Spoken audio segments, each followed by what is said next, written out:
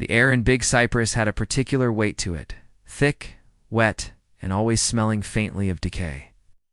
It clung to the skin and lungs alike, as though the swamp didn't just want to surround you, but swallow you whole. On March 12, 2005, two alligator hunters, Everett Boone and his cousin Jeremy, pushed their flat-bottomed boat through a narrow, nearly forgotten waterway deep in the southern half of the preserve. The cousins were experienced woodsmen. Neither startled easily, but when Jeremy spotted the jagged corner of a roof poking from the water, the breath caught in his throat. It was old, rotted timber and rusted nails, half swallowed by the swamp. A floating hut, or what remained of one, most likely built illegally. They were rare, but not unheard of. Poachers or loners sometimes erected makeshift shelters for the hunting season. But this one looked like it hadn't been touched in a decade or more. "What the hell is that?" Jeremy muttered, steering the boat alongside the ruined structure. Everett stood and prodded the decaying roof with a pole. It gave way easily, revealing sagging planks and black water beneath. "Whatever it is, it's been here a long time." Then they saw the tarp. Not just any tarp. Thick, military-grade, tangled with roots and half-submerged. Under it something bound. Something not shaped like logs or trash. "Jer, hand me the spotlight," Everett said. Jeremy obeyed, his eyes not leaving the water. The beam illuminated the murk. And there, through a veil of algae and silt, the shape resolved into something unmistakable bone. Yellow-white and curved. Human. They didn't speak for several seconds. "I'm calling it in." Jeremy finally whispered. Everett only nodded. By the time deputies from the Collier County Sheriff's Office arrived, the sun was low in the sky, painting the trees in orange and gold, but there was no mistaking what lay beneath the collapsed hut. Two skeletons, tangled together, wrapped in tarp and heavy with marsh turf. A crude attempt at anchoring them. One skull bore a vicious dent. Just above the ear, unmistakably a blow from a sharp object. An axe, maybe. The site was immediately secured. The story that had haunted the Garner's families for over a decade was about to unravel. 12 years earlier, in October of 1993, Scott and Lauren Garner had set off on a week-long canoe trip through the waterways of Big Cypress. The couple, both in their early 30s, fit and seasoned hikers from Georgia, had been looking forward to a break from city life.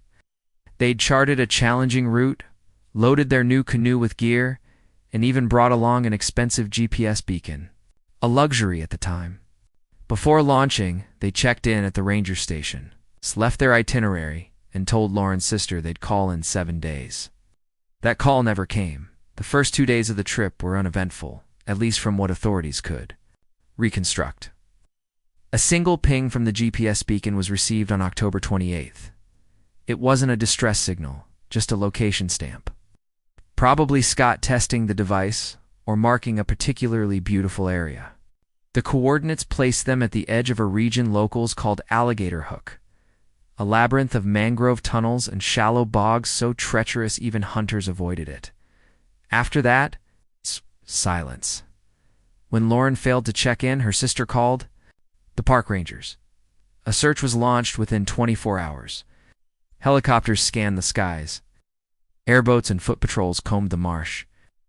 Dogs tried to track their scent on the rare patches of dry land. But Big Cypress is 729,000 acres of thick, unforgiving wilderness. Even with coordinated teams, the search was grueling. 4 days in, a helicopter pilot spotted something floating beneath a mangrove tree, a canoe capsized and half-submerged, less than 5 miles from the last GPS ping.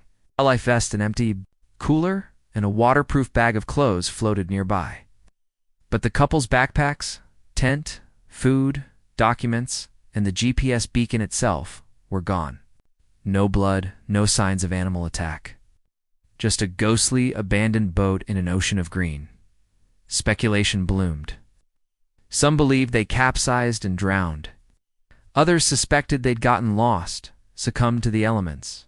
Nothing explained the absence of remains. And seasoned outdoorsmen doubted the gator theory. Alligators don't consume everything. They leave behind something, a torn jacket, a bone, a scrap of flesh. But the Garners had vanished like smoke. Eventually the case went cold. The official report marked them as presumed drowned. The search was called off, and their names became little more than a tragic tale repeated to wary tourists. Until now. Detective Frank Miller was nearing retirement in 2005 when the call came through. He remembered the Garner case barely. He'd been junior at the time, assisting in the missing persons desk. Now, it wasn't missing persons. It was homicide. The site was unlike anything he'd encountered. The shack had all but dissolved, but what remained was treated as a crime scene. Forensic divers retrieved the remains, working by feel more than sight. One wrong move could destroy fragile evidence preserved in swamp water for over a decade. The tarp was thick, layered with marsh turf, a detail that suggested local knowledge.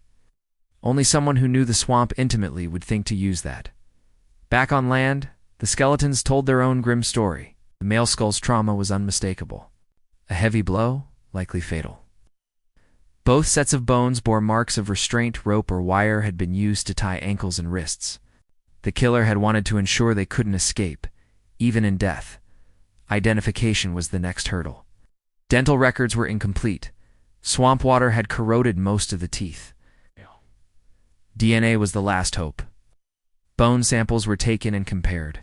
With samples from Scott's parents and Lauren's sister, while the lab worked, Miller began digging. He revisited the original case files, weathered and buried in the archives. A handwritten log from the 1993 search, photos of the canoe, interviews with rangers and volunteers. The details were faded, but some things stood out. The last GPS ping, alligator hook, the floating hut, now half submerged, found in the same area. The method of concealment, careful, deliberate. Whoever did this hadn't acted on impulse. They'd planned to keep it buried. Then came the DNA results. A match. 99.9%. The skeletons were Scott and Lauren Garner. Miller called the families himself. He wanted them to hear it from someone who cared. Lauren's sister cried. Scott's father went silent. His mother asked only one question. Did they suffer? He didn't know how to answer. The floating cabin became the centerpiece of the case. Who built it? Who used it? Rangers confirmed it wasn't official. Old-timers spoke of makeshift huts used by poachers, portable, easily relocated, and illegal. But this one had been anchored. Likely someone used it as a base. Someone who knew the swamp's secrets. Miller's team compiled a list. Every person known to have hunted, camped, or been arrested in Big Cypress from 1990 to 1995. 43 names. Some were dead, others had moved. A few were still local. The team began interviewing them, one by one. Most led nowhere, until the lab called again. A forensic tech had discovered a thick patch of tarred canvas nailed over a board inside the ruined cabin. Underneath, sealed by pine resin, was something unexpected. A fingerprint. Perfectly preserved. The resin had kept it safe for 12 years. The print belonged to Bryce Coleman. Miller froze when he saw the name. Coleman had been on the original poacher list, low priority. But his file painted a troubling picture. Multiple arrests. Known to be territorial. A violent outburst in 1990 over disputed hunting land had left another hunter hospitalized. Broken jaw, fractured ribs. Coleman had beaten him with the butt of a rifle. It was enough for Miller. They started digging. Old rangers confirmed Coleman used to have a floating hut. Crude, mobile, always moving. He'd lived alone, hunted alone, and didn't like strangers. That stretch of swamp, one said, he treated it like his own kingdom. Still, a single fingerprint wasn't enough. Miller needed more. A search warrant was signed. Officers descended on Coleman's property outside Everglades City. It was overgrown, quiet. He didn't resist. No fight, no words. Just a thin man, with empty eyes and a sun-leathered face, who lifted his hands without a sound. Inside the shed, they found knives, trapping tools, and several old axes. One, with a distinct V-shaped blade, was sent to the lab. Coleman was brought in. Miller met him in the gray interrogation room. At first, the man was mute, then deflective. He shrugged, claimed the shack had been his. Yes, but he'd abandoned it long ago. Anyone could have used it since. The woods are full of squatters. Miller said nothing. He laid down the photo of the fingerprint, then the resin-coated board. Then, without a word, the photographs of Scott and Lauren. Faces on their driver's licenses, and finally, the skeletal remains wrapped in tarp. Coleman stared at the photos. His expression didn't change, but his hands twitched. Miller saw it. A fracture in the wall.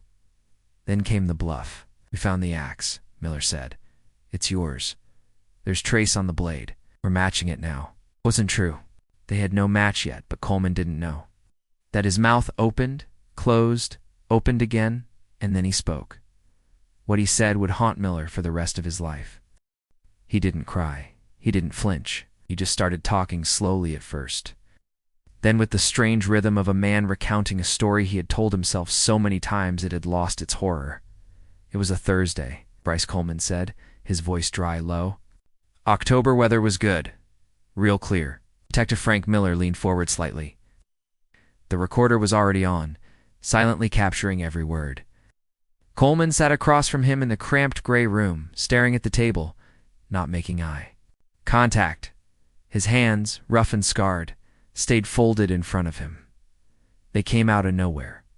Canoe gliding through the trees like a damn ghost. I didn't hear him until they were almost right up on me. I was gutting a deer on the dock, fresh kill, blood everywhere. Messy. He paused, rubbing the side of his jaw.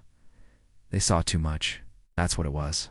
Scott and Lauren Garner had been lost, that much was clear. According to Coleman, they'd veered off course and stumbled upon his floating hut completely by accident. They were friendly, didn't seem scared, thought he was just another local hunter. Lauren asked if they were on the right route. Scott was studying a map Bryce laid out for them, trying to figure out where they'd gone wrong. "I remember thinking they're just kids," Coleman said. "But then I thought about the rangers, about the game wardens. What if they told someone? I had deer parts on the dock, traps in the water. Didn't take much to lose your license back then." That, according to him, was when he made the decision. He didn't even warn them. One moment, Scott was leaning over the map. The next, Coleman swung a hatchet, the same one later found rusting in his shed, into the side of the man's head. He crumpled, instantly, dead before he hit the floor. Lauren screamed, tried to run. He caught her, tied her wrists and ankles. She begged, promised silence. "I sat there for a long time," he said. "Hours, maybe more." She cried until her throat gave out. Eventually, he strangled her, or so Miller presumed. Coleman didn't give the specifics. What followed was systematic. He wrapped their bodies in tarp, tied them together with rope, weighed them down with chunks of marsh turf cut. From nearby banks, he pushed them under the hut, not into open water, not buried in mud, but right under his own home. He was counting on the swamp's silence, and for 12 years it kept it. Miller sat in the interrogation room long after Coleman had been taken. Away, he played the tape back 3 times. The confession was clean, consistent, unemotional, but it wasn't enough. Not yet. The prosecutor would need more than a story and a fingerprint. They needed to tie the axe to the skull. They needed to make the case airtight. Back at the lab, forensics experts worked around the clock. The axe blade, despite corrosion, still bore microscopic edge patterns. When overlaid with high-resolution 3D scans of the fracture on Scott Garner's skull, the result was near identical. Not a perfect match, but enough to support the theory in court. Meanwhile, Miller's team continued digging through the detritus of Bryce Coleman's life. They interviewed old acquaintances, fellow hunters, rangers. Most spoke of a man who kept to himself, who was quick to anger, who believed the swamp was his. He was the kind of guy who'd rather shoot you than talk, said one former hunting partner. Didn't trust nobody. You stepped on his land, and he let you know it. One man claimed Coleman had once built traps meant for humans, tripwires, swinging spikes, even pits camouflaged with palm leaves. Just in case he'd said it, painted a picture of a loner whose paranoia had metastasized into something far darker. But paranoia alone didn't explain murder. That took something else. As Miller sat alone in his office one night, rereading the confession, a question haunted him. Why didn't Coleman just chase them off? Why murder? The answer came in the form of an evidence log. Among the items recovered from the swamp was a torn canvas bag. Buried inside was an old, waterlogged notebook, its pages nearly disintegrated. But one page was still legible, a sketch of the swamp, hand-drawn with trails marked in blue ink. In one corner, a rough X and a note, poacher site, cabin. Wasn't in Lauren or Scott's handwriting? Miller brought it to the Garner family. Lauren's sister confirmed it. That was Scott's field notebook. He often made sketches, notes, especially when they were off trail. He documented what they saw. In other words, they weren't just lost, they were observant. And they may have realized what that shack was. Evidence. If Scott noted the presence of illegal activity, poaching, trapping, and if that notebook survived, then in Coleman's mind, that changed everything. They weren't just tourists. They were potential witnesses. Miller folded the page and sat back. That, he thought, was the motive.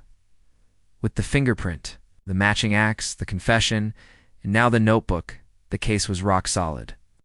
The trial was scheduled for fall, but the swamp wasn't finished giving up its secrets. As pre-trial hearings began, another call came in. A man hiking through a dry section of Big Cypress stumbled upon something strange. Half buried in a patch of earth was a long, flat metal box rusted shut. It looked like it had been planted there deliberately, then forgotten. Rangers opened. It inside was a cache of items, a GPS beacon, 2 wallets, a small digital camera, and a Ziploc bag full of film canisters, all ruined from years of humidity, except the camera. It was sealed in a plastic case. Forensics ran the serial number. It belonged to Scott Garner. The SD card inside, miraculously intact, contained 17 photos. Most were mundane: trees, water, Lauren smiling in the canoe. But one photo, taken the morning of October 28th, was different. It showed a floating shack. The same shack, and standing on the dock, barely visible through the morning haze, was a man, tall, lean, wearing a canvas vest. And even at a distance, the outline of his face, the heavy brow, the sharp jaw, matched one man, Bryce Coleman. The prosecution had a timeline. They had a confession. Now, they had visual confirmation. Not just of the hut, but of Coleman's presence. It was the final nail. In court, Coleman sat motionless. He didn't speak. He didn't look at the photos. The jury took less than 2 hours to convict 2 counts of first-degree murder. Life in prison, no parole. Outside the courthouse, the Garner family stood together, older, thinner, more fragile than in their photos from 1993, but they were holding each other. And this time, they weren't asking questions. They had answers now. The floating cabin was dismantled plank by plank. Most of it was burned. The site where it had rested for more than a decade was left to sink into the swamp, reclaimed by vines. And silence, but not forgotten. Frank Miller retired 6 months later. Before he left, he visited the site one last time. He stood on the bow of a ranger boat, drifting quietly through Alligator Hook. Somewhere beneath the moss-covered surface, the past still lingered. Not just the bones, not just the hut, but every moment that had been stolen. He lit a cigarette. Let it burn to the filter. Then he turned his back and never returned. In the weeks that followed the verdict, Everglades City returned to its quiet routines. Tourists still rented canoes, still asked about the best fishing spots, still stared out across the swamp with awe and unease. But something in the town had shifted. The story of Scott and Lauren Garner, once a ghost tale whispered around campfires, had become real. Too real. Their photographs now hung on the bulletin board inside the ranger station, above a small plaque in memory of those lost. And finally found. Detective Frank Miller didn't attend the ceremony by then. He was already on his porch in Naples, drinking weak coffee and not thinking about Bryce Coleman, or so he told himself. Retirement? he'd imagined would bring peace. Quiet. Time to read the books he'd stacked up for years. Time to sleep in. But every morning, he was up before dawn, sitting in silence as the sky turned gray, because something still bothered him. He couldn't shake the feeling that the case had ended too neatly, too perfectly. Coleman's confession, the fingerprint, the axe, it was solid, convincing. But Miller had worked long enough to know the clean cases sometimes hid the messiest truths. It started with a detail he couldn't stop replaying. The notebook. Why had Scott drawn that particular sketch?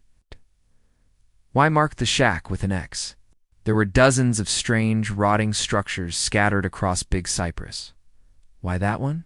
And more specifically, how had the notebook supposedly thrown away or buried, ended up near a trail on high ground, nowhere near the original scene?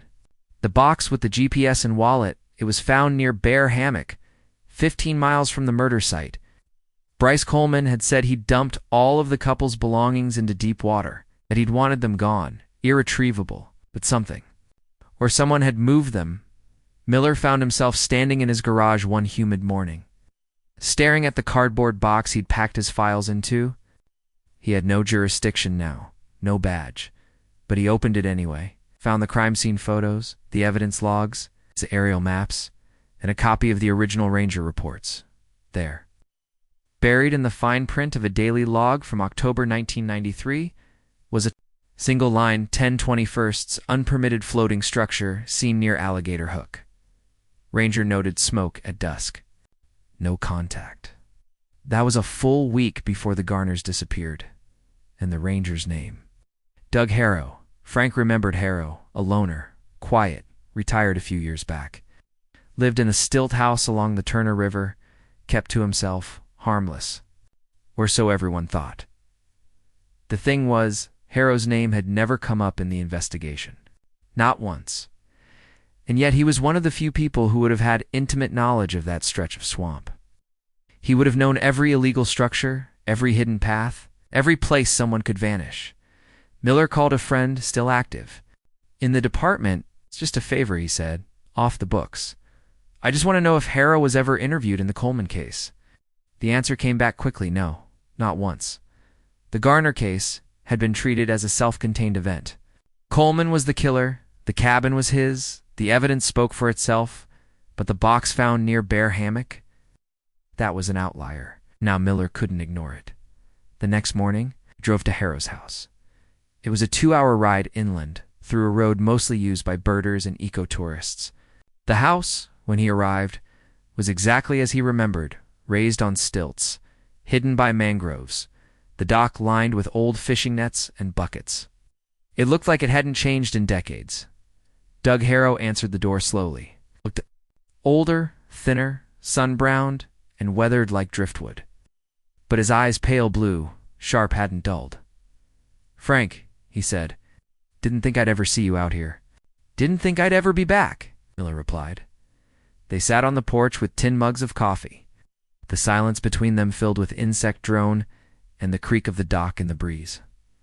Harrow didn't ask why Miller had come. He just waited. "I've been thinking about the Garner case," Frank said. Harrow didn't move. "You logged a floating structure near Alligator Hook the week before they went missing." "I did.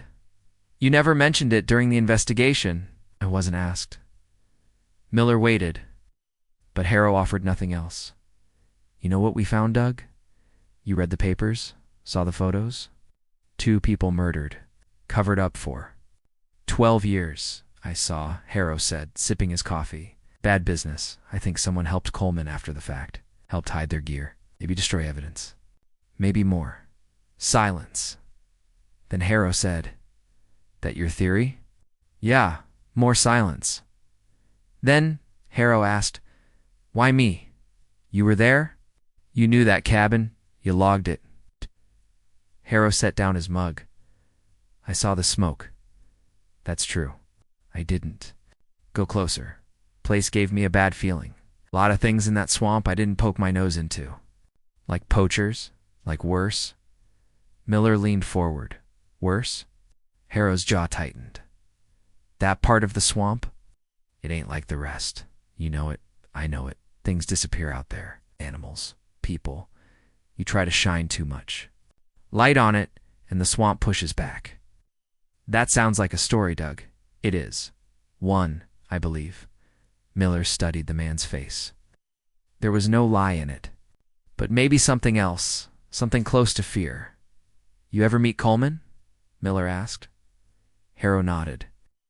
Once, back in '91, he was younger, meaner.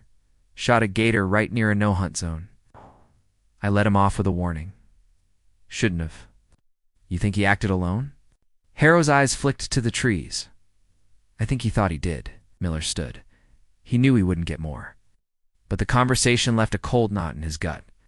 If there was someone else out there, someone who knew what Bryce had done, they'd had 12 years to bury it. And now that the spotlight had passed, maybe they felt safe again. On the way back to Naples, he stopped at the ranger station. He asked to see any old photographs of the Alligator Hook area, aerial, surveys, environmental mapping. Anything from the early '90s. One of the rangers, a woman named Cynthia, led him to the archive room. Dusty file boxes, faded Polaroids, rolled up maps. After hours of searching, he found it. A wide-angle photo taken from a low-flying plane. Dated October 20th, 1993. The edges were blurry. There, right at the marshy bend near Alligator Hook, was the cabin intact, and beside it, barely visible, another structure. Smaller, a lean-to or maybe a tent. And a second canoe, too. Camps. 2 people. The date was a full week before the Garners. Disappeared? Miller took the photo and stared. If Bryce Coleman had a partner out there, he'd never mentioned it. But someone had helped him either during or after. Someone had cleaned up, relocated. The evidence box left just enough behind to cloud the truth. Back at home, Miller pinned the aerial photo above his desk. The case wasn't over. It had just cracked open again. Miller didn't sleep that night. The photo from 1993 was still pinned to the corkboard above his desk, lit by the yellow glow of a desk lamp. He stared at it for hours, tracing outlines with his eyes, the cabin, the shadow beside it, the second canoe. It was easy to dismiss the blur as vegetation, a trick of light. But Miller had seen enough aerial surveillance to know the difference between nature and intention. That was a man-made object. It didn't belong. He went back through Coleman's confession. Not once did he mention another person. But his story, calm and colorless as it had been, was carefully constructed. There were gaps. He said he dumped the Garner's gear in too. The swamp, but the camera, the wallet, the GPS beacon, those had turned up elsewhere. Either he lied, or someone else moved them. It wasn't just misdirection, it was deliberate. By mid-morning, Miller was back on the road. He didn't tell anyone where he was going, not Cynthia at the ranger station, not his old colleagues. He drove west along the Tamiami Trail, toward the old checkpoint near the Miccosukee Reservation, where he'd heard that some of the tribal rangers still kept tabs on the deeper backwaters, places that the federal rangers no longer patrolled. The locals had their own understanding of the swamp, their own warnings. He met one of them, a soft-spoken ranger named Noah, at a faded trailer surrounded by airboats and mud.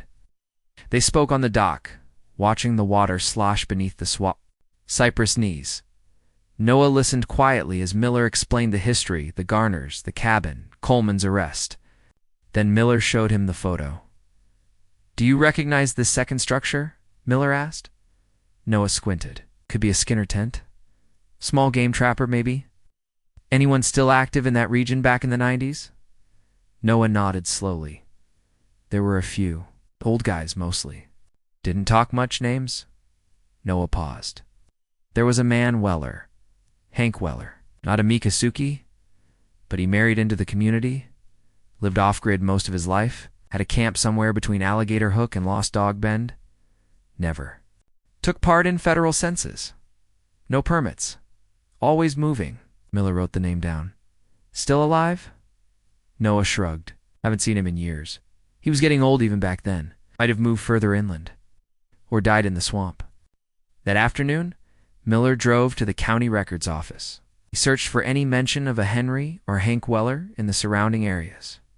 One property appeared, 40 acres of scrubland, registered to a Henry Weller in 1987, listed as undeveloped. Hunting lease. The mailing address was blank. No taxes paid since 1994. Technically abandoned. The land was located 10 miles east of Alligator Hook, accessible only by airboat or foot. Miller stared at the coordinates. He hadn't intended to go back into the swamp, but he couldn't shake the feeling that Weller, if he was still alive, knew more than anyone had ever realized. The next morning, he packed a small waterproof bag, maps, a satellite phone, a flare gun, his old revolver. He rented an airboat under his fishing license and launched just after dawn, alone. The sky was slate gray, promising rain. He navigated slowly, following memory more than maps. The channels had shifted in the 12 years since he'd last worked the case. Trees had fallen. Banks had eroded. But Alligator Hook was still there, choked with reeds and dead branches, pulsing with unseen life. By noon, he reached the overgrown edge of Weller's property. There were no trails, no signs of habitation. But the map didn't lie. Where? Beyond the tree line, someone had once made a home. Miller hiked in, machete in hand, boots sinking into soft earth. After half an hour, he found it a clearing. At the center stood a collapsed lean-to, half covered in vines and rot. A rusted barrel, an animal trap snapped and empty, bones of something long dead, and a fire pit blackened, recently used. He crouched beside it, brushing away ash. Cold, but not old. A week, maybe 2. Then he saw the can, a modern gas canister, tucked behind a log. Someone had been here. He took out the flare gun and loaded it, just in case. Then circled the site. Behind the lean-to, barely visible under a fallen tree, was a tarp-covered mound. Miller peeled it back. Underneath was a cache of equipment, waterproof bags, a folding stove, canned food, plastic jugs of water, rope, a hunting knife, and an envelope marked with a smudge of ink. 1993. He opened it. Inside were photographs printed from film. Half were ruined by moisture, but others were still legible. And what they showed made Miller's stomach twist. One photo showed Scott and Lauren in the canoe, smiling. Another showed the cabin, but from the shore, clearly taken with a zoom lens. The final photo, grainy, black and white, showed Bryce Coleman standing outside the cabin, axe in hand, taken from the tree line. Someone had been watching. Someone had been there. The air grew still around him, thick with rot and memory. He scanned the trees, suddenly feeling exposed. Whoever had taken these photos, they'd witnessed what happened, or part of it. And instead of calling for help, they'd collected evidence and disappeared. And now they were back.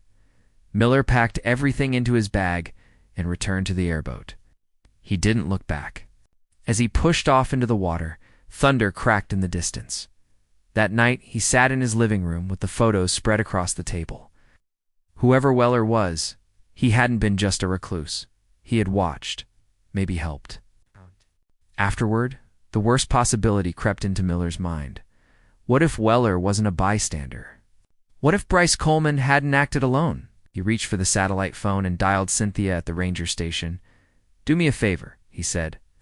"See if you can find any recent patrol logs or flagged motion sensors in the Alligator Hook region, the private areas, not the tourist zones." "Why?" "Because someone's moving out there," he said. "And I don't think they ever stopped." The photos haunted him. Miller sat up late with them, spread across the floor of his living room, lit by the flicker of a single desk lamp. The grainy shots, the Garners smiling, the floating hut in the mist.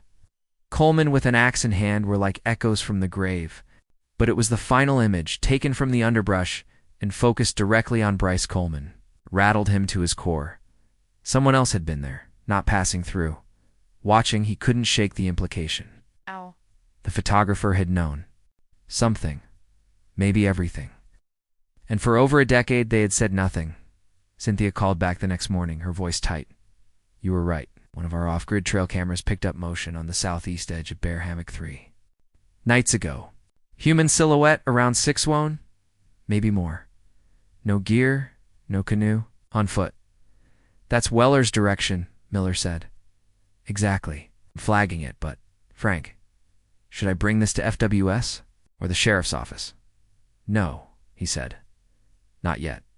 He didn't know why he said it. Maybe it was instinct. Or maybe it was the certainty growing in his gut. If they moved too fast, they'd lose whoever was out there. He drove to the edge of the preserve by late afternoon and met Cynthia near the closed service gate that opened toward the deep interior. She handed him a flash drive with the trail cam footage and a laminated map. You know, she said, you're not supposed to go in there alone. I'm not supposed to be doing a lot of things, he replied. Frank, are you really? Sure, this is just about closure? He didn't answer. By nightfall, he was moving silently through the black swamp, his flashlight off, following only the red dot of his handheld GPS. The air was dense with the sounds of insects and frogs. But there was something else, too, a sensation. He hadn't felt since he'd been a young cop working homicide. Not fear. Not even adrenaline. A sense of being watched. He reached the edge of Bear Hammock by 11 p.m. The trees opened up slightly, and there it was. The same lean-to he'd visited days ago, but now there were new signs. A smoldering fire pit, fresh. Boot prints. A torn piece of nylon hanging from a branch. He crouched beside the fire pit and sifted. Through the ash, still warm, he didn't hear the man approach. Just the whisper of leaves and the soft click of metal behind him. Put your hands where I can see him. The voice was low, firm, and old. Miller froze. Slowly, he raised his hands and turned. The man was tall and gaunt, white hair tied at the neck, wearing a patched field jacket and rubber boots caked in mud. His eyes were sharp and steady. He held a rusted .22 rifle with calm authority. Name's Frank Miller, he said. Retired detective. I'm not here to hurt you. The man studied him. I know who you are. Then you know why I'm here. I figured you'd come eventually. Hank Weller. The man didn't answer. He gestured with the rifle. Sit down. They sat opposite each other, the fire between them now crackling gently from dry brush. The swamp closed in around them, an invisible cage of trees, water, and history. Miller reached slowly into his jacket and pulled out the envelope of photos. He laid them on the ground between them. Weller looked. I took those, he said quietly. Why, Cazette? I was there, same as Coleman, but I wasn't part of it. You watched it happen? I saw enough.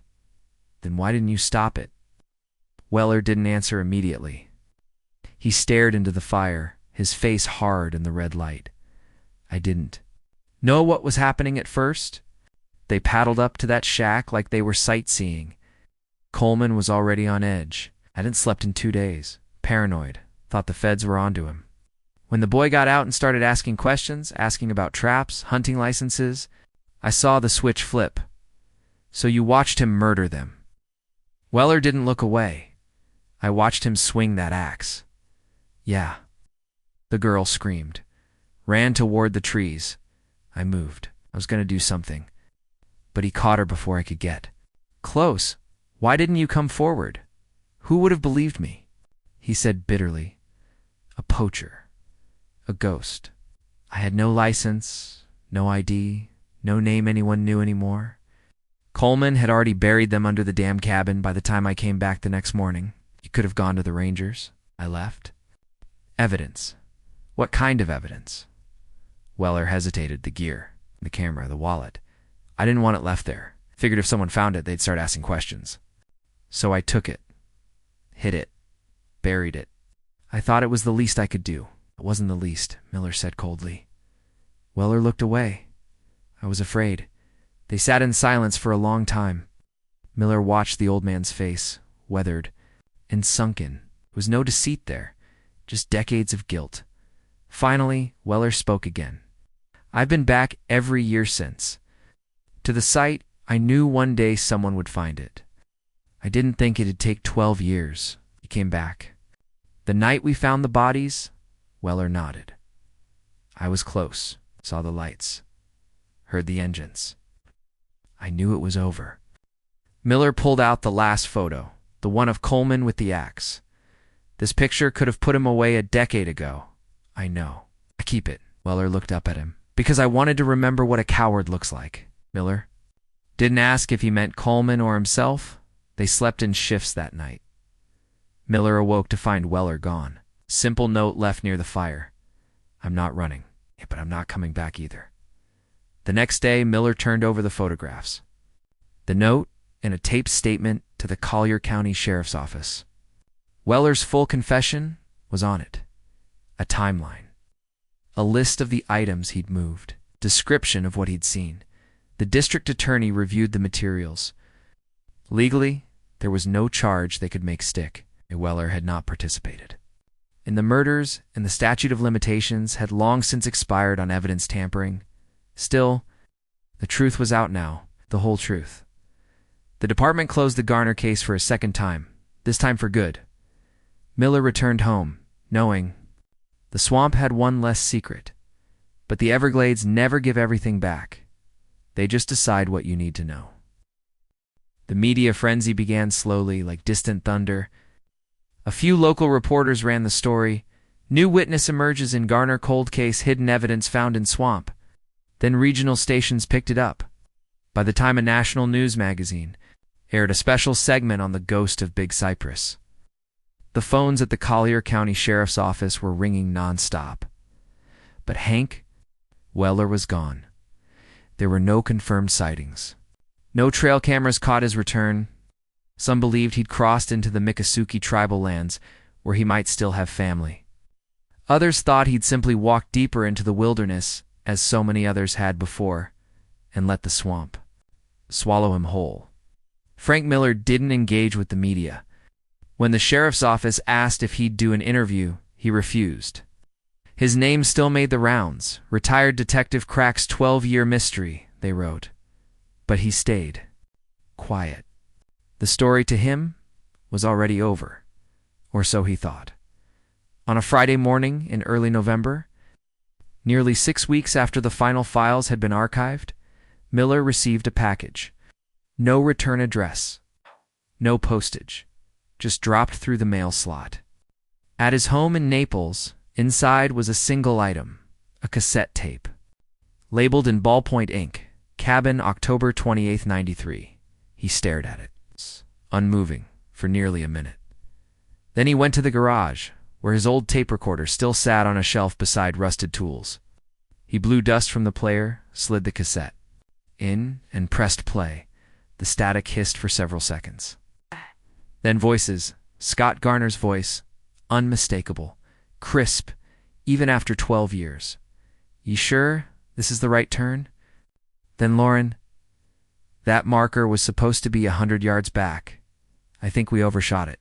The tape continued. Ambient sounds of paddles, water sloshing, birds, then silence. Then, hey, someone's there. Look, at the dock. More. Silence, then a new voice, deep, measured. Unmistakably Bryce Coleman. You folks lost? Miller stopped the tape. His hands trembled. He played it again. The audio was real. Undeniable. The Garners had recorded their encounter with Coleman, intentionally or not, and the tape had somehow survived. He rewound the tape and let it play through this time. Conversation was casual at first. Coleman offered them water, told them about a safer campsite. Then Scott asked, "Is that deer meat?" Followed by a long pause, then Lauren's voice slightly nervous. You're not supposed to be hunting here, are you? And then a chilling silence. Longer this time. What followed wasn't clear. There were thumps, a loud splash, a scream. Running. The last few seconds were chaotic. Breathless. Then the tape clicked off. Miller sat frozen.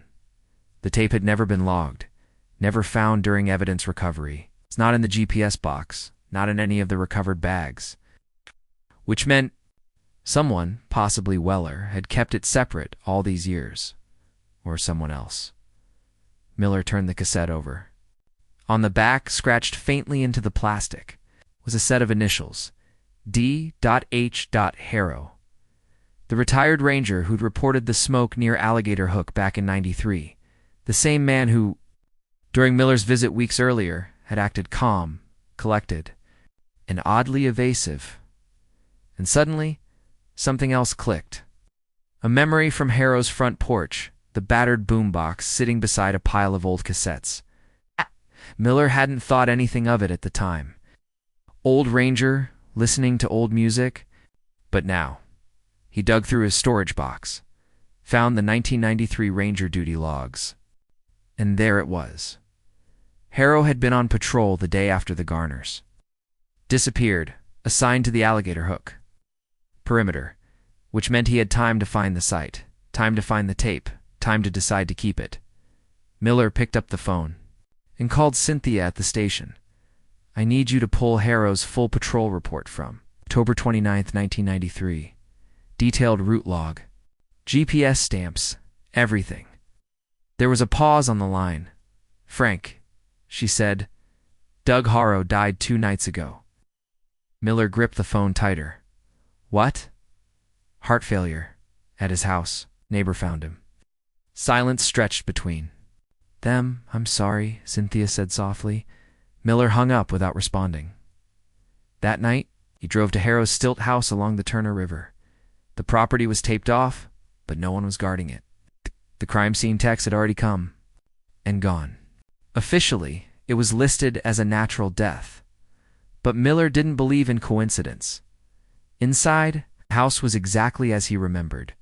Spare, clean. The boombox still sat on the porch table. Next to it was a notebook, legal-sized pages. Yellowing, he flipped it open. The first page read, October 28th, 1993. Things I should have reported. The entries were methodical. Details, locations, names. It was a confessional. Harrow had been closer to the murders than he ever admitted. He'd heard the scream come across the cabin while Coleman was still inside. He hadn't intervened. He'd hidden in the trees, terrified, then returned after Coleman had gone. He'd found the camera, the wallet, the cassette he'd taken them home and done nothing. In later entries, Harrow wrote about watching the search from afar, knowing they'd never find the bodies. He described nightmares, regret, and finally, a decision to turn everything over to Miller, but only. When the case was truly closed, the tape had been delivered after Coleman's conviction. After Weller's confession, Harrow had waited until the full truth was unearthed before letting go of his burden. But what gnawed at Miller most was the final page. I wasn't the only one watching that day. It was underlined. Twice, no name. No further details. Just a sentence. Miller sat back in Harrow's creaky porch chair and lit a cigarette with shaking fingers. How many eyes had seen what happened in that swamp? How many ghosts had stayed silent? The truth had been dredged up piece by rotting piece, but even now, even with Coleman in prison and Harrow dead, the full shape of what had happened that day still felt incomplete. There was more. Somewhere. Out there, someone else was holding on to something. Another silence. Another secret. And the swamp, ancient, heavy, and endlessly patient, wasn't finished speaking yet. The storm rolled in from the west, pushing thick curtains of rain across the mangroves and drowning out even the sound of frogs. In Naples, Frank Miller sat in his truck outside the sheriff's office, watching the windshield wipers work overtime. He hadn't planned to come here again, not after retirement, not after the tape, not after Doug Harrow's quiet confession from beyond the grave. Dies. But now he had no choice. The words from Harrow's notebook echoed in his head. I wasn't the only one watching that day. It meant there had been a third witness, possibly a second accomplice. Or worst of all, someone who had seen everything and never once spoken. Even when the bodies were found. Even when Bryce Coleman was arrested. And if that person was still out there, the case wasn't over. Inside the station, things hadn't changed. Same tan walls, same clunky filing cabinets, same smell of damp carpet and bad coffee. A few of the younger deputies looked up at him with half nods, half surprise. Cynthia greeted him in the hallway. I thought you said no more field work, she said with a tired smile. I lied, he replied. She led him to the records room, where she had already pulled Harrow's duty logs and personal file. The yellowing forms showed patrols throughout the southern edge of Big Cypress in 1993. Including a note from October 28th, patrol rerouted due to water level drop. No contact made with hikers or local hunters. There were no incident reports. Filed, no mention of hearing anything, no sign he'd visited the area where the shack stood, but he had. Harrow's notebook confirmed that much. Anything else turn up from his property? Miller asked. Not officially. But one of the junior deputies cataloging the contents mentioned something weird. Said Harrow had a second set of trail maps. Hand-drawn, no ranger stamps. Looked older. Where are they? Evidence locker. I can get them. 10 minutes later, she handed Miller a rolled bundle of paper tied with a string. 5 maps, ink bleeding at the edges, lines drawn in red and blue, dotted trails leading to tiny X marks. Each mark was labeled with 2 letters and a date. One in particular caught his eye. LT, October 28, 93. It was located a mile northeast of the floating cabin, a dry stretch. A ridge just high enough to avoid swamp wash during rainy season. Miller stared at it. LT, he muttered. Cynthia leaned over. What do you think it means? Could be initials, he said. Could be a location tag. What's out there? Let's find out. They were in the airboat by early afternoon. Rain letting up just long enough to make the trip tolerable.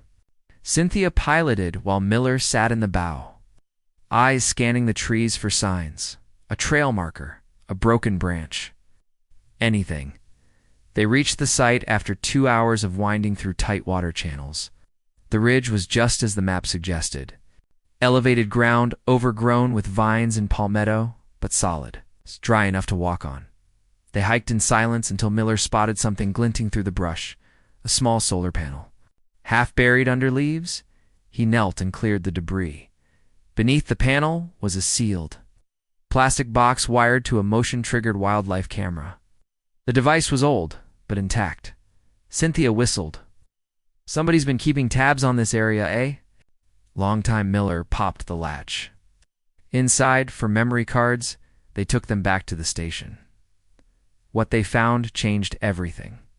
The first card contained images from 1994 through 1999. Deer, wild boar, raccoons. A few blurred shots of airboats in the distance. But the second card, marked 2005 to 2010, had something else. A sequence of photographs dated March 12, 2005, the exact day the bodies had been discovered. One image showed Everett Boone and his cousin Jeremy steering their boat through the swamp. The next showed them pausing beside a piece of rotted wood sticking up from the water, the roof of the floating hut. The third showed them leaning over the edge, staring down. And the fourth showed a figure standing in the trees across the water, barely visible, shrouded in shadow. But there, watching Cynthia, leaned in. That's not Harrow. That's not Weller either, Miller agreed. The silhouette was different, taller, broader, wearing a hooded poncho or cloak. The timestamp was 5:18 p.m., whoever they were. They had been watching the hunters discover the remains. Who sets up a wildlife camera to monitor a crime scene for 12 years? Cynthia asked. Someone with something to lose, Miller said. They checked the third memory card. This one had gaps in the timeline, months, even years, with no activity. Then a spike in late 2017, dozens of images captured within a 10-day span.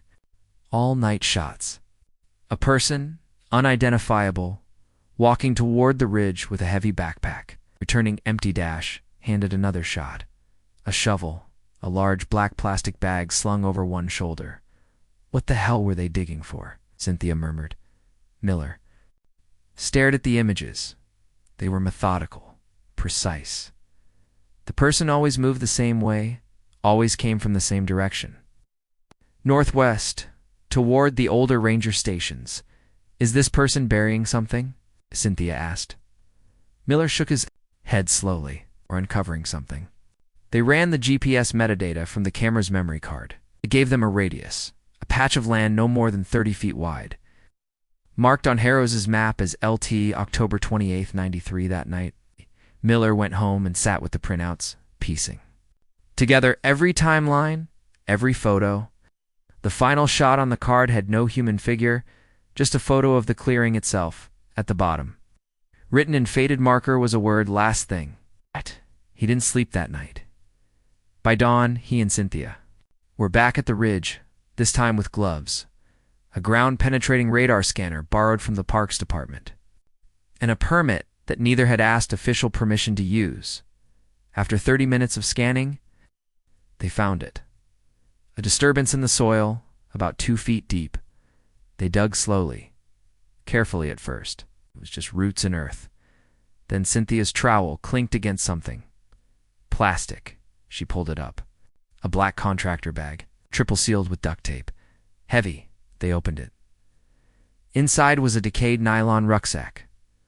Waterlogged, but intact. A Georgia license plate. A hunting knife. A burned scrap of canvas with faint blue lettering Garner. But at the bottom of the bag, sealed in its own dry container, was the most disturbing item, a notebook. Identical in size and paper stock to the one Scott Garner had carried, except this one wasn't his. The handwriting was different, blocky or slanted. Left, the first page read, "Things They Saw." Miller flipped through it. It listed times, locations, coordinates, even descriptions. Saw them near Alligator Hook. The girl had camera. They asked too many questions. Then a list of names. Bryce C., Doug H., Hank W., and one more. E.S. Cynthia leaned over. Who the hell is E.S.? Yes. Miller's mind reeled. Whoever wrote this had been documenting everything. Not just in 1993, but for years after. They knew about Coleman. They knew about Harrow, about Weller. And they were still out. They're watching. The storm returned 2 days later, pounding the Gulf Coast with sheets of rain and turning the Everglades' muddy paths into rivers. At the Collier County Sheriff's Office, Frank Miller sat alone in the evidence room, surrounded by floodlights. And plastic tubs, it's the black bag they'd unearthed, and the notebook inside it, was now being cataloged, scanned, and photographed. But the single thread that consumed him was the final set of initials. E.S. He had scoured every archived interview, every poaching arrest, every ranger memo between 1988 and 1995. No one with those initials had ever appeared on any known incentive tied to the case. Not Bryce Coleman's circle, not the ranger patrols, not the tribal enforcement logs. E.S. was a ghost. But the notebook, the one found at the LT site, was methodical. The person who had written it was calculating, observant, and disturbingly thorough. The entries spanned years. The handwriting didn't waver. Some of the pages contained references Miller found especially chilling. BC takes them inside, screaming, "I can't go closer." They stay dead in the hut for 2 nights. HW returns and touches the ropes. Doesn't cut them, Hank Weller had confessed. But someone had been watching even him, that meant. ES wasn't just another bystander. ES was the third witness, the one Harrow had hinted at. The one who had hidden in the trees the day the Garners died, then returned over and over to the swamp like a phantom chronicler, watching everyone else try and fail to understand what had really Minus was the swamp's final secret. By nightfall, Miller sat at home with the scanned pages on his dining table. He made notes, drew timelines, tried to match the content of the notebook against what he already knew. The results were eerie in their precision. ES had been at the floating cabin before the Garners arrived. The first entry was dated October 25th, 1993. He's building something under the hut. Not sure what. Looks like logs, but heavier. Notched like anchors. Then October 26th, boat drifted north, pulled it back, shouted at the sky. Drinking. A lot. And then he told me not to come back. Miller stared at that line. Whoever he was, presumably Coleman, knew ES was there, which meant this wasn't just surveillance. This was collusion. The rain poured harder against the windows. Thunder rolled across the sky. Got up, poured a shot of whiskey, and called Cynthia. "I think the swamp's hiding one more player," he said. "Someone who's been there all along." "I figured," she replied. "ES." He nodded, even though she couldn't see him. "What do you want to do?" Back in, Miller said. Frank. I need to find where he went after 2017. The bag was buried at the LT site. But that was years ago. He's still out there.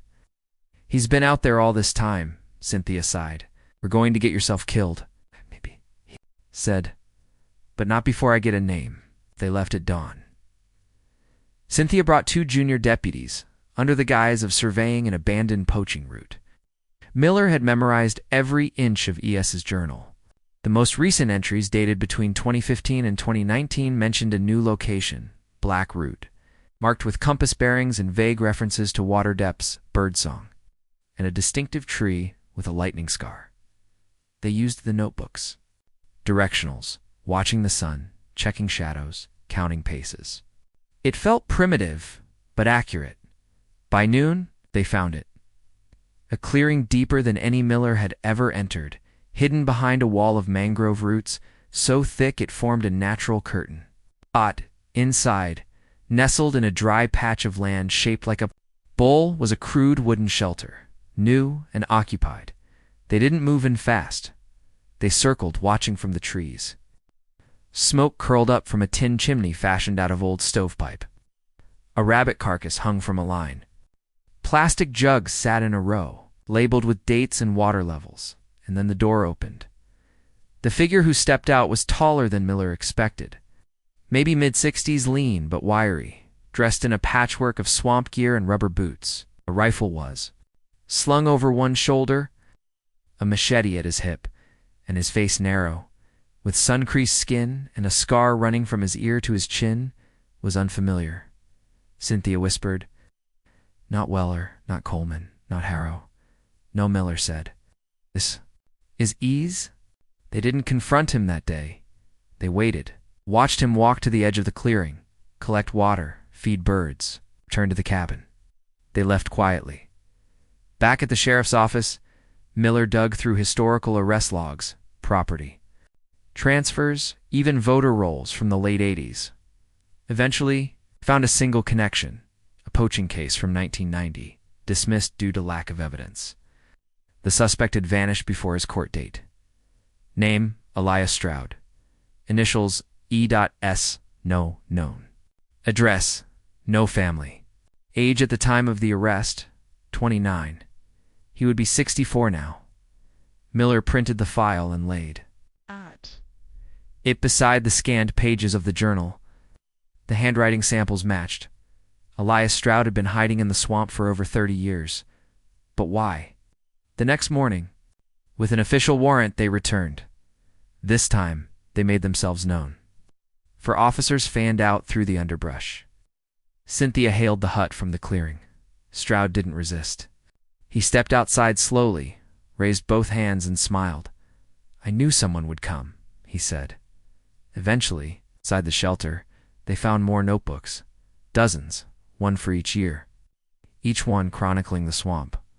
Weather, plant migration, fire patterns, and human activity, including Bryce Coleman's cabin, including Scott and Lauren Garner, including Weller, Harrow, and Miller.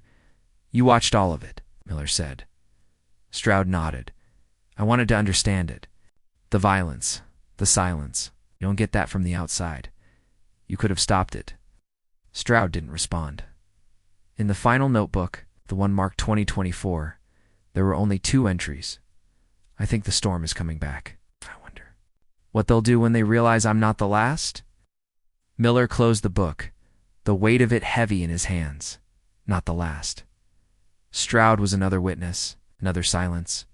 Another living piece of a history, too. Strange to fictionalize. But the line lingered. "I'm not the last." And for the first time since the floating cabin had been pulled from the swamp, Miller realized the truth. This wasn't a story about a double homicide. This was a story about a place that swallowed people whole, and sometimes let them watch what it did. Asterisk, they brought Elias Stroud in under the cover of night, not to avoid publicity. There was none, but because Miller insisted. Something about the man made him uneasy. Not dangerous. Exactly, not hostile, just to calm in the interrogation. Room Stroud sat in silence. He didn't fidget, didn't blink much. He rested his hands on the table. like a monk waiting for prayer. Miller watched him through the glass with Cynthia beside him. "He's not scared," she said quietly. "No," Miller agreed. "He's been preparing for this." They entered together. Miller sat. Cynthia stood near the door. Stroud offered a faint smile. "Finally found my little chapel." "Is that what it was?" Miller asked. "Not to worship anything. Just to bear witness to what?" Stroud leaned back to the swamp, to what it does to people, what it brings out. "You've seen it, you know." "I know what you saw in 1993. Yes," Stroud said. "I saw Coleman kill a man. Saw him drag a woman by the wrists and tie her down like she was a deer carcass. I saw Hank Weller creep out of the thicket and pretend he hadn't seen it. I saw Harrow show up 2 days later, poke around like he was hunting squirrels, and then walk away. And you?" "I stayed," Stroud said. "I always stayed. Why didn't you report it?" "Because reporting something doesn't erase it," Stroud replied. "And because I wasn't supposed to be there either. No permits, no name, no identity. I wasn't part of the world anymore, so you wrote about it. Every year, every detail." Stroud nodded. "That's what the swamp wants. Someone to remember, to record." Miller slid one of the notebooks across the table. "This one has more than memory in it. It has names, coordinates, even plans." Stroud looked down at the notebook. His eyes narrowed slightly. "That one was a warning," he said. "For who?" Stroud didn't answer. Miller opened the notebook to the final page and read aloud. "I wonder what they'll do when they realize I'm not the last. You weren't just watching, Elias. You were following people. You knew when they entered the swamp. You knew their habits. You left behind cameras, buried evidence." "I preserved it," Stroud said calmly, "because truth degrades faster than bones in that water. But if you weren't the last, who is?" Silence fell. For a long moment, the only sound was the hum of the fluorescent lights overhead. Then Stroud leaned forward. "There's something under the cabin," he said. Miller stiffened. "We found the Garners. I'm not talking about them." Miller exchanged a glance with Cynthia.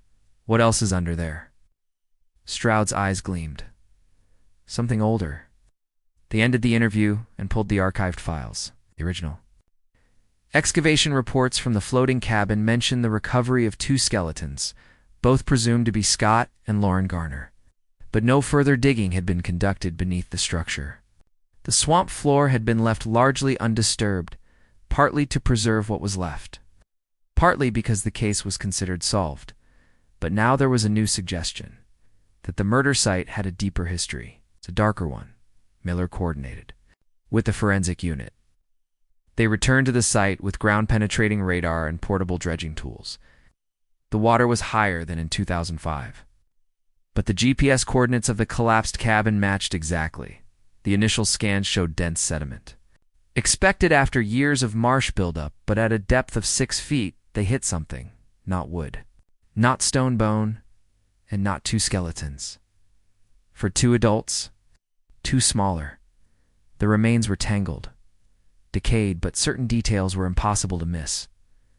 Bindings on wrists, a rusted chain near the pelvic bones of 1 adult, 2 child-sized skulls. Stacked beside each other, it wasn't Scott and Ristad. It was another family, another grave. The forensic anthropologist on site whispered it first, like saying it too loud would bring it to life. "This isn't one murder. This is a pattern." They dated the bones. Preliminary analysis put the burial at approximately 1986, 7 years before the Garners. Disappeared?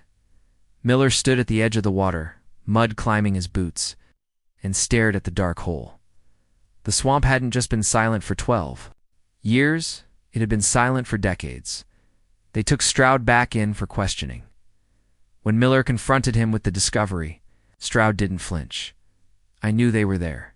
He said, "Who were they?" "A family. I don't know their names. I never got close. I found the site 2 years after. The Earth told me." "You're saying you found a murder scene and chose to live near it?" Stroud nodded, because murder is truth. Everyone lies, but bones don't. I watched the swamp to understand it. Did Coleman kill them too? No, Stroud said. It wasn't him. The cabin was already there when he arrived. Then who? Stroud's voice was nearly a whisper now. I don't think he had a name. That sentence sent a chill down Miller's spine. He was no stranger to evil. He'd looked murderers in the eye.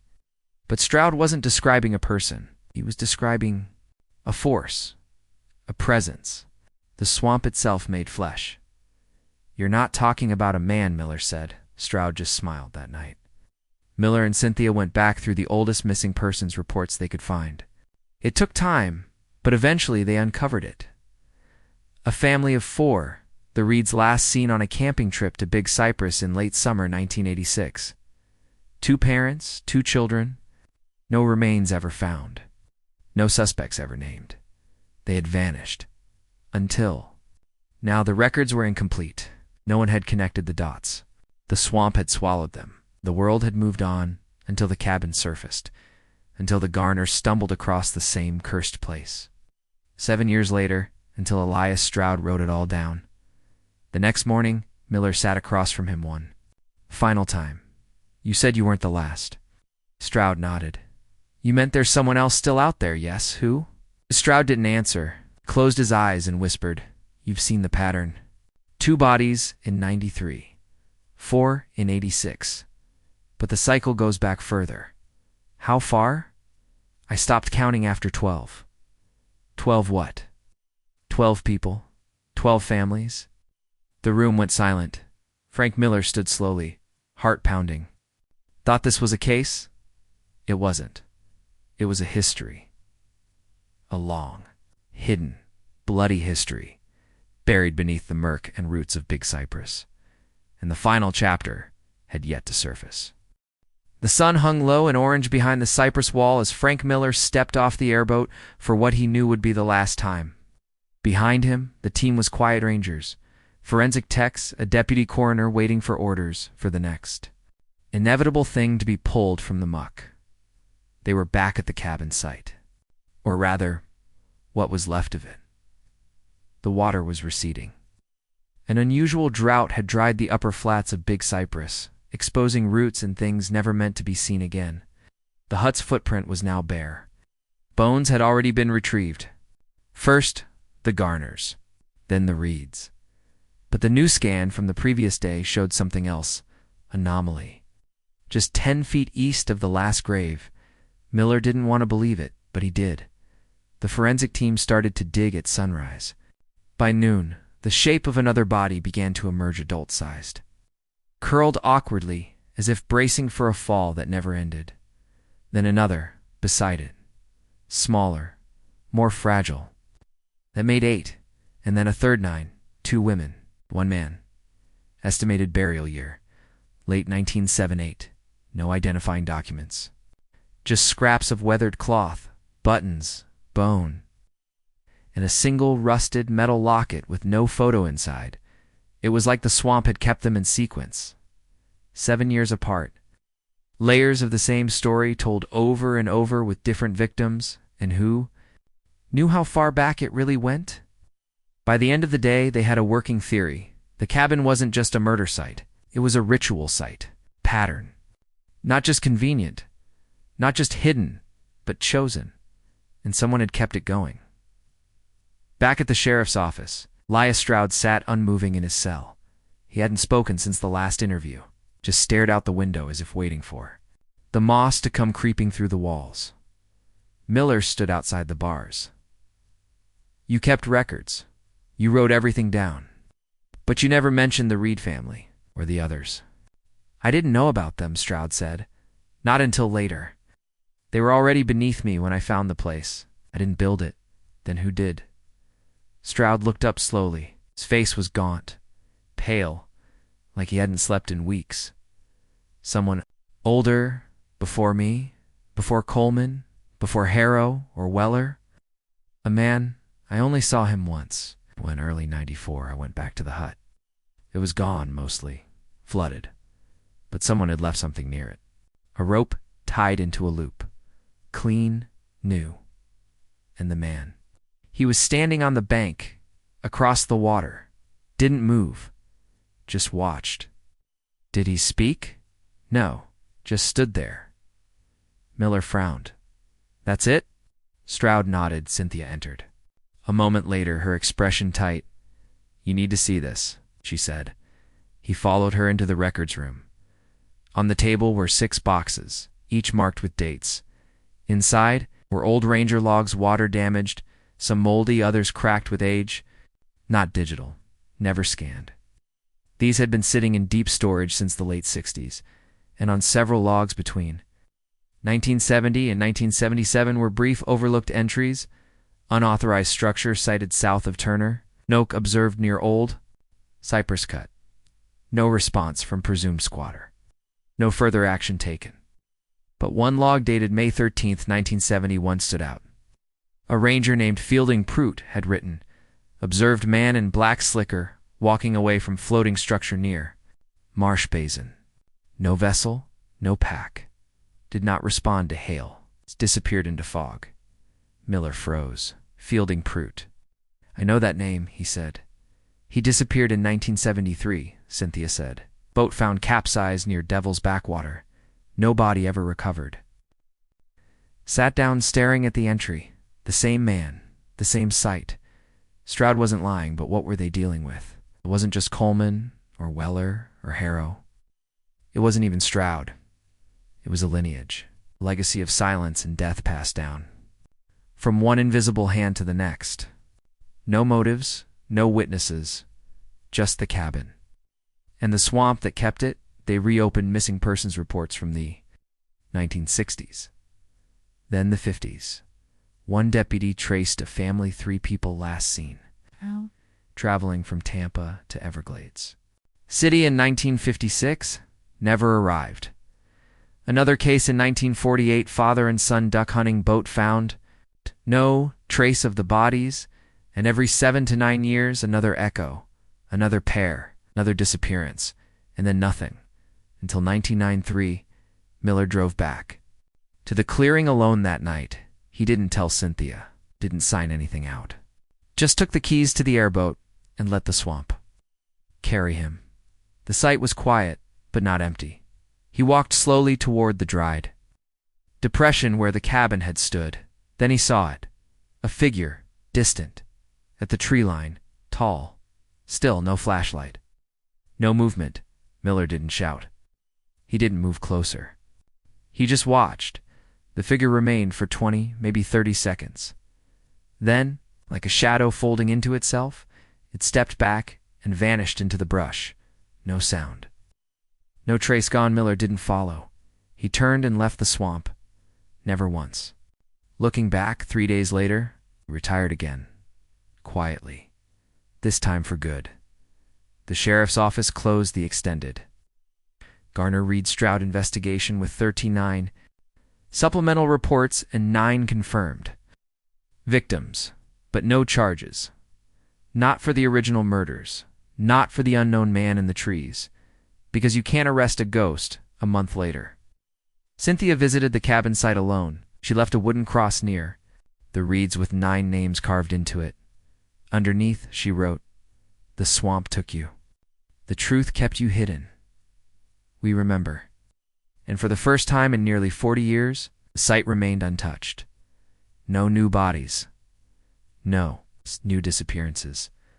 Only the sound of wind through mangrove branches and the creak of unseen things beneath the water, and a cabin that finally was gone.